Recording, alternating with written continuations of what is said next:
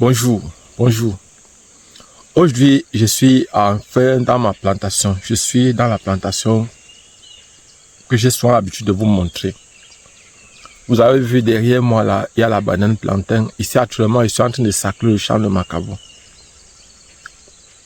Donc vous voyez par exemple, nous sommes en saison sèche. Vous voyez là, par exemple, il y a quand même un peu les herbes.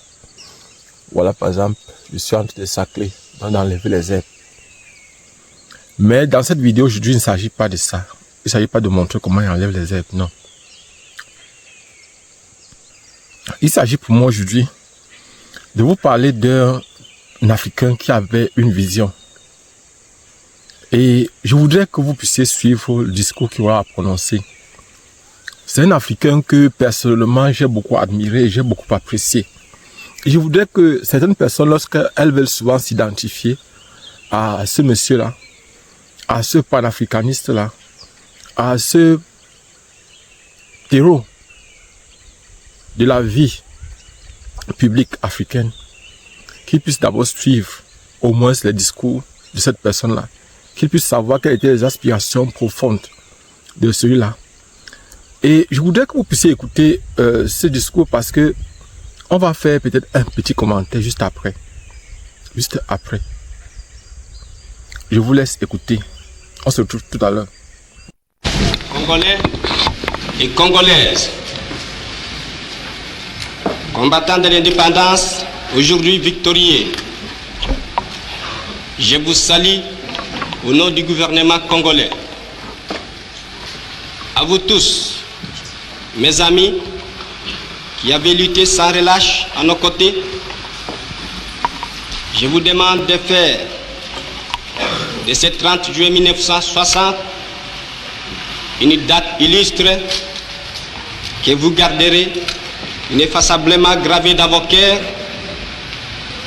une date dont vous enseignerez avec fierté la signification à vos enfants, pour que ceux-ci, à leur tour, fassent connaître à leurs fils et à leurs petits-fils l'histoire glorieuse de notre lutte pour la liberté. Car cette indépendance du Congo, si elle est proclamée aujourd'hui dans l'entente avec la Belgique, pays ami avec qui nous traitons d'égal à égal, ni les Congolais digne de ce nom ne pourra jamais oublier cependant que c'est par la lutte qu'elle a été conquise.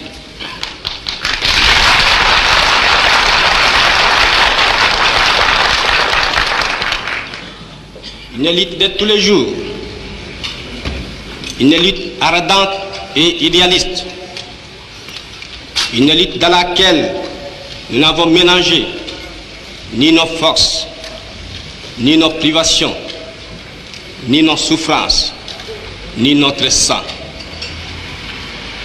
Cette lutte qui fit des larmes, des feux et des sang, nous en sommes fiers jusqu'au plus profond de nous-mêmes, car ce fut une lutte noble et juste, une lutte indispensable pour mettre fin à l'humiliant esclavage qui nous était imposé par la force.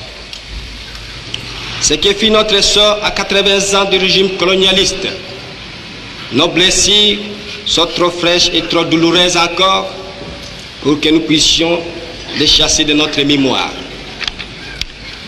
Car nous avons connu le travail harassant, exigé en échange de salaires qui ne nous permettaient ni de manger à notre faim, ni de nous vêtir ou nous loger décemment, ni d'élever nos enfants comme des êtres chers.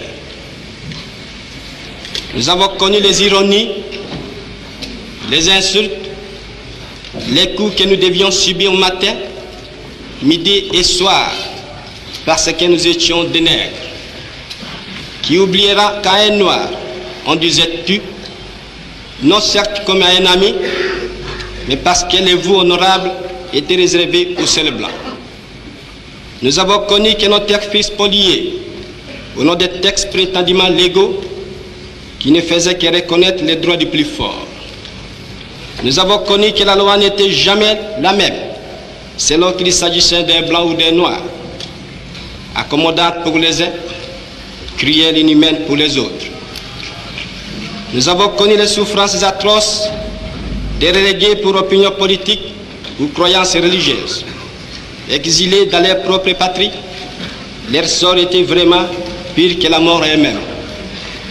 Nous avons connu qu'il y avait dans les villes des maisons magnifiques pour les blancs et des paillotes croulantes pour les noirs. Que les noirs n'étaient admis dans les cinémas, ni dans les restaurants, ni dans les magasins européens. Que les noirs voyageaient à même la coque de péniche au pied du blanc dans sa cabine de luxe. Qui oubliera enfin les fusillades où périrent tant de nos frères. Les cachons furent brutalement jetés, ceux qui ne voulaient plus se soumettre au régime d'injustice, d'oppression et d'exploitation.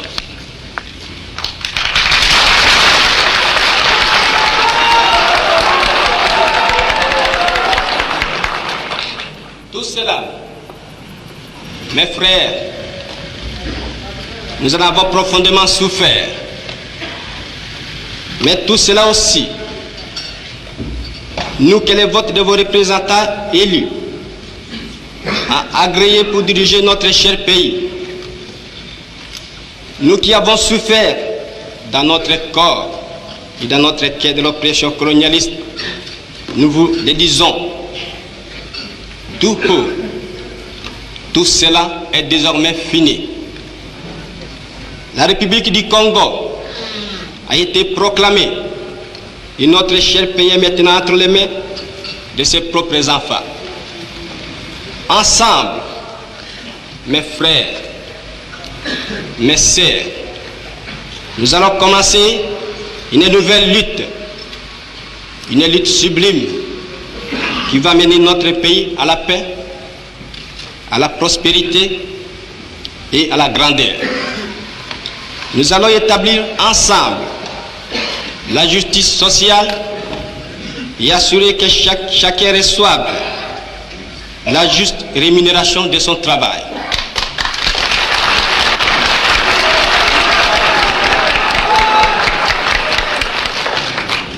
Nous allons montrer au monde ce que peut faire l'homme noir quand il travaille dans la liberté. Et nous allons faire du Congo les centres de rayonnement de l'Afrique tout entière. Nous allons veiller à ce que l'été de notre patrie profite véritablement à ses enfants. Nous allons revoir toutes les lois d'autrefois et en faire de nouvelles qui seront justes et nobles. Nous allons mettre fin à l'oppression de la pensée libre et faire en sorte que tous les citoyens jouissent pleinement des libertés fondamentales prévues dans la Déclaration des droits de l'homme.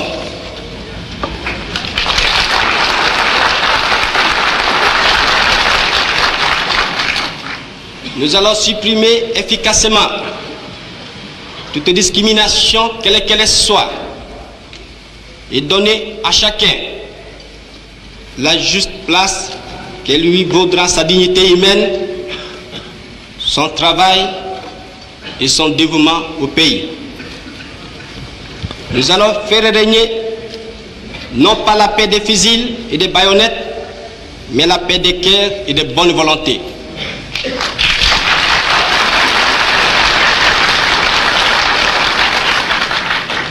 Et pour tout cela, chers compatriotes, soyez sûrs que nous pourrons compter non seulement sur nos forces énormes et nos richesses immenses, mais sur l'assistance de nombreux pays étrangers dont nous accepterons la collaboration chaque fois qu'elle sera loyale et ne cherchera pas à nous imposer une politique quelle qu'elle soit.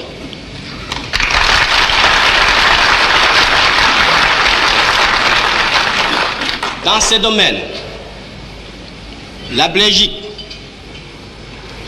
qui comprenant en fait l'essence de l'histoire, n'a pas essayé de s'opposer à notre indépendance, est prête à nous accorder son aide et son amitié, et un traité vient d'être signé dans ce sens entre nos deux pays égaux et indépendants. Cette coopération, j'en suis sûr, sera profitable aux deux pays. De notre côté, tout en restant vigilants, nous saurons respecter les engagements librement consentis. Ainsi, tant à l'intérieur qu'à l'extérieur, le Congo nouveau, notre chère République, que mon gouvernement va créer, sera un pays riche, libre et prospère. Mais pour que nous arrivions sans retard à ce but, vous tous, législateurs et citoyens congolais, je vous demande de m'aider de toutes vos forces. Je vous demande à tous d'oublier les querelles tribales qui nous épuisent, qui risquent de nous faire mépriser à l'étranger. Je demande à la minorité parlementaire d'aider mon gouvernement par une opposition constructive et de rester strictement dans les voies légales et démocratiques. Je vous demande à tous de ne reculer devant aucun sacrifice pour assurer la réussite de notre grandiose entreprise. Je vous demande enfin de respecter inconditionnellement la vie et les biens de vos concitoyens et des étrangers établis dans notre pays. Si la conduite de ces étrangers laisse à désirer, notre justice sera prête à les expulser du territoire de la République. Si par contre leur conduite est bonne, il faut les laisser en paix, car eux aussi travaillent à la prospérité de notre pays. L'indépendance du Congo marque un pas décisif vers la libération de tous les continents africains.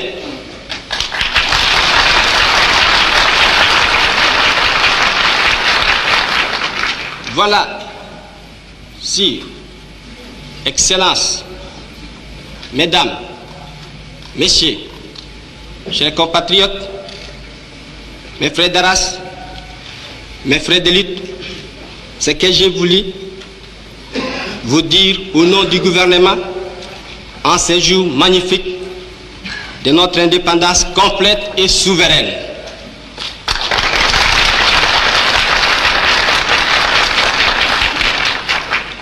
Notre gouvernement fort, national, populaire, sera le salut de ce pays. J'invite tous les citoyens congolais, hommes, femmes et enfants, de se mettre résolument au travail en vue de créer une économie nationale prospère qui consacrera notre indépendance économique. Hommage aux combattants de la liberté nationale. Vive l'indépendance et l'unité africaine.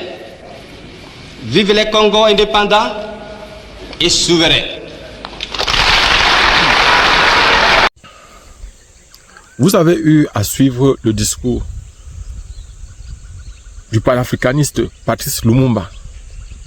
C'est le discours de l'indépendance. Et je pense que si, par exemple, tous les Congolais aujourd'hui, tous les Africains aujourd'hui, pouvaient s'appuyer sur ce discours-là pour comprendre comment doit fonctionner la vie publique, la vie avec les autres ethnies ou les autres tribus du pays, la vie avec les étrangers, en fait, la vie avec tous ceux avec lesquels on est dans un territoire, je crois que la vie sera meilleure dans le monde entier, dans l'Afrique et dans nos pays africains. Il parlait de la vie. Il a rappelé ce qui s'est passé avant et il a dit ce qui devait se passer après et ce qu'il souhaitait dans l'avenir. il souhaitait que les personnes vivent ensemble dans la paix, parce que même les étrangers participent. Et il a dit, s'il y a des étrangers qui ont tendance à faire le désordre, la justice s'occupera d'eux. Et s'il faut même aller jusqu'à les expulser, c'est la justice qui va s'occuper d'eux. Il n'a pas dit occupez-vous d'eux. Il a dit c'est la justice qui va s'occuper d'eux. Je ne sais pas pourquoi est-ce que dans nos pays aujourd'hui, certains gouvernements veulent laisser certaines populations rendre justice à leur place. C'est vrai, on va dire que la politique est devenue la mafia, où les plus forts ont tendance à écraser les plus faibles, où ceux qui sont au pouvoir veulent utiliser la population pour régler leur compte. La population ne rend pas compte à quelqu'un. La population n'est pas responsable. Parce que, en fait, c'est très dangereux. Ce qui est en train de se passer aujourd'hui, pas seulement en RDC, au Cameroun, au Gabon et dans beaucoup d'autres pays, on est en train de vivre les mêmes choses. Je ne sais pas pourquoi est-ce qu'on fait comprendre aux populations qu'elles ont des droits supérieurs aux autres dans un territoire. En fait, tout ça c'est la politique. Tout ça c'est une façon de dominer, une façon d'écraser, une façon de vouloir donner l'impression aux autres qu'elles sont plus importantes. Mais je vais vous dire une chose.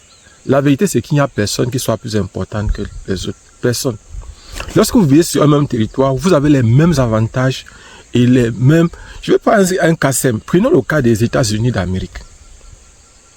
Aux États-Unis d'Amérique, lorsque vous arrivez, ou dans certains pays occidentaux, je dis bien certains pays occidentaux, on vous donne la possibilité de vivre. Mais tant que vous êtes productif, tant que vous êtes positif, tant que vous pouvez donner un coup de main au pays, tout va bien. Mais si vous essayez un peu de nuire, on va vous arrêter. Vous serez arrêté. Et c'est comme ça dans tous les pays du monde. Ça devrait être comme ça dans tous les pays du monde. Qu'y a-t-il à vouloir donner l'impression que l'étranger est devenu un danger? Qu'y a-t-il à vouloir utiliser la population comme un bouclier?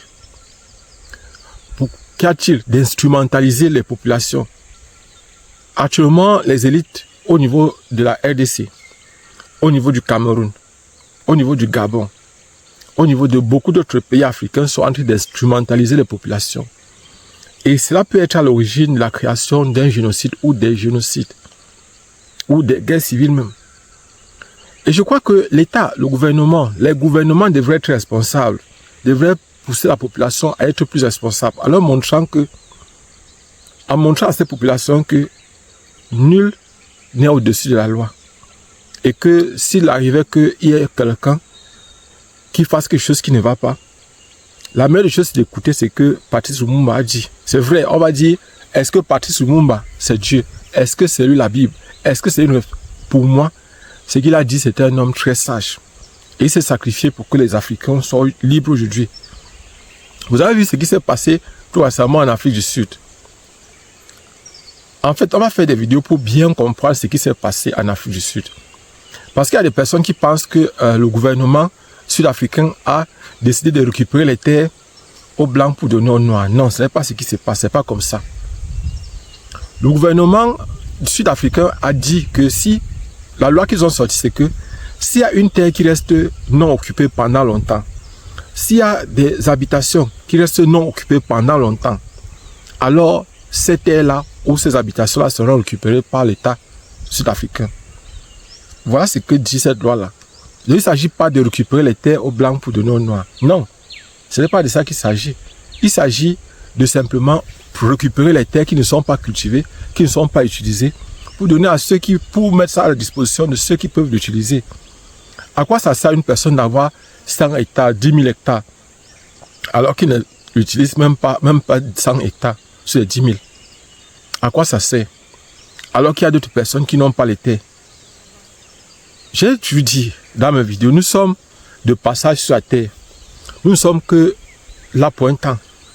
Je crois que nous devons soit écouter les discours comme celui de Patrice Lumumba, qui doivent nous donner une idée. Parce que je ne peux pas faire appel à la Bible ou au Coran ou encore à la Torah. Parce que les gens vont dire que là, c'est par exemple trop spécifique, c'est trop... Mais quand je prends un être humain qui a parlé parce qu'il voulait le bien de tous et de chacun.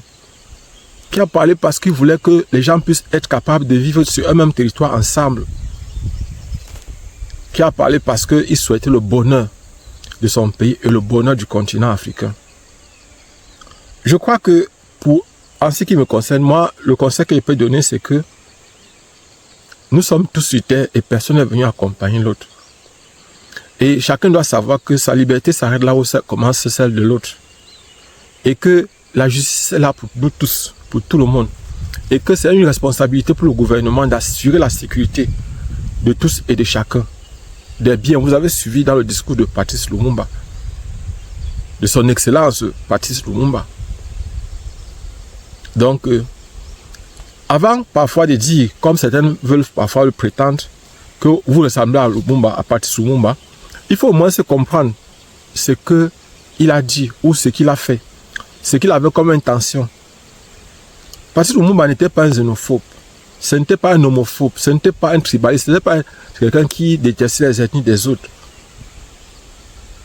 Patrice Lumumba, c'est quelqu'un qui savait traiter ses problèmes grâce à la justice. Il a dit, il n'a pas caché. Et je crois que nous devons souvent écouter ce genre de discours pour pouvoir prendre parfois certaines décisions, pour pouvoir avoir des attitudes normales. Lorsqu'on veut devenir un homme politique ou un homme d'État, il faut copier les modèles qui existent et les modèles qui sont positifs. On a beaucoup à se dire, beaucoup. Mais pour le moment, je vais d'abord arrêter la vidéo comme ça. On se voit prochainement, Inch'Allah.